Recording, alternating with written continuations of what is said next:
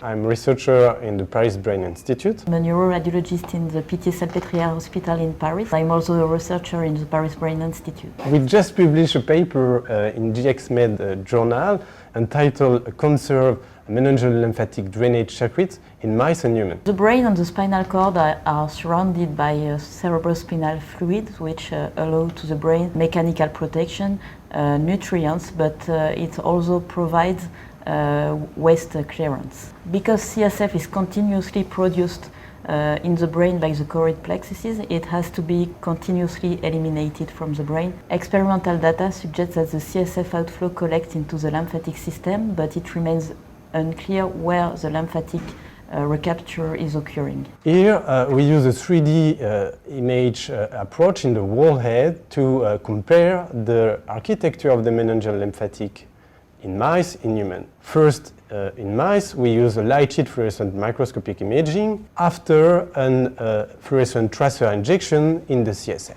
We label a lymphatic meningeal vessel with a lymphatic specific antibody, and we investigate the CSF lymphatic uptake in the meninge. When we look in the anterior region of the skull, we discover a large meningeal lymphatic network associated with the cavernous sinuses. Meningeal lymphatic vessels in the region of olfactory bulb are able to drain also the CSF, but in contrast to other meningeal lymphatic circuits, they are not associated with venous sinuses. Olfactory bulb meningeal vessels were not observed to extend into the nasal cavity, where different extracranial lymphatic circuits appear to ensure the CSF drainage. In humans, we use MRI to detect the lymphatic vessels in the dura mater.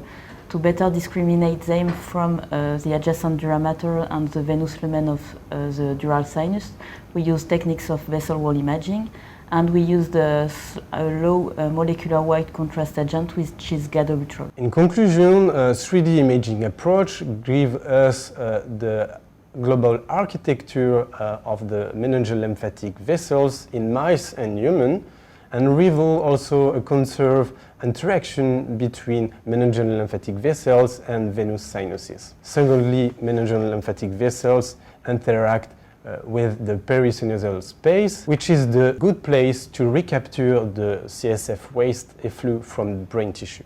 In humans, quantitative lymphatic imaging revealed gender specificity of the meningeal lymphatic volume.